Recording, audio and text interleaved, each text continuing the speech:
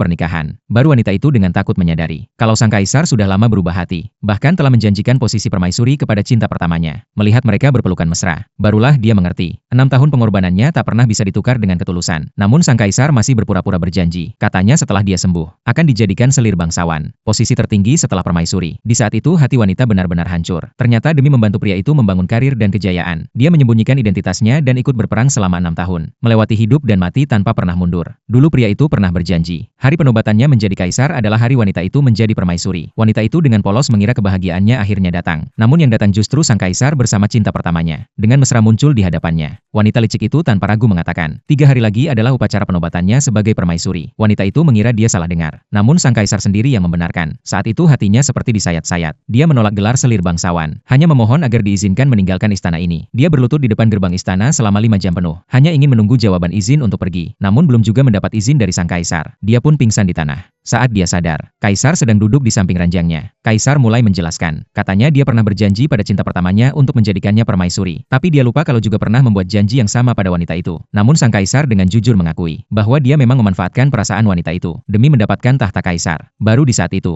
wanita itu melihat dengan jelas bahwa pria di depannya telah berubah. Tak lama seorang pelayan datang melapor bahwa guru besar telah kembali ke istana. Wanita itu sangat menantikan pertemuan dengan gurunya yang telah lama tak bertemu. Namun secara tak sengaja dia mendengar gurunya menasihati sang kaisar. Katanya wanita itu hanyalah bidak catur. Kalau permainannya sudah selesai, buat apa lagi membawanya kembali ke istana dan menjadikannya selir bangsawan. Hatinya terguncang. Dia sangat marah sampai muntah darah. Belum sempat menenangkan diri, wanita licik itu muncul lagi, membawa kebenaran yang lebih menyakitkan. Ternyata saat sang kaisar dulu terjebak, wanita itulah yang mempertaruhkan nyawanya agar sang kaisar bisa kabur dan meminta bantuan. Namun sang kaisar justru memimpin pasukan untuk menyelamatkan keluarga wanita licik itu lebih dulu. Akibatnya wanita itu tertangkap, disiksa dengan kejam, dan akhirnya menderita penyakit yang membuatnya mandul seumur hidup. Mendengar hal ini, hati wanita itu benar-benar seperti disayat sembilu. Dia marah dan bertanya kepada wanita licik itu, kenapa tega memperlakukannya seperti ini? Wanita licik itu langsung berlutut di depannya, berpura-pura rela menyerahkan posisi permaisuri. Ketika sang kaisar muncul, wanita licik itu langsung berpura-pura jatuh dari tangga. Melihat darah, kaisar langsung menggendongnya. Guru besar pun mengatakan bahwa wanita licik itu sedang hamil, dan mempertanyakan kenapa wanita itu tega melukai perempuan yang sedang mengandung. Sampai wanita licik itu memanggil guru besar dengan sebutan paman. Barulah wanita itu sadar. Ternyata semua ini sudah direncanakan sejak awal. Semua pejabat istana bersama-sama menuntut hukuman. Kaisar marah dan memerintahkan agar pakaian wanita itu dilucuti di depan umum, lalu dikurung di istana dingin. Bahkan dilarang diberi makan dan minum. Saat wanita itu dengan hati hancur masuk ke istana dingin, tak disangka para pelayan juga ikut menghinanya. Mereka memaksanya berjalan di atas pecahan mangkuk melewati halaman. Saat wanita itu akhirnya sampai di luar, tenaganya habis dan dia pun pingsan. Untung saja pejabat yang diam-diam mencintainya sejak lama muncul. Dia tak hanya menangkap wanita itu dengan sigap, tapi juga menyelimuti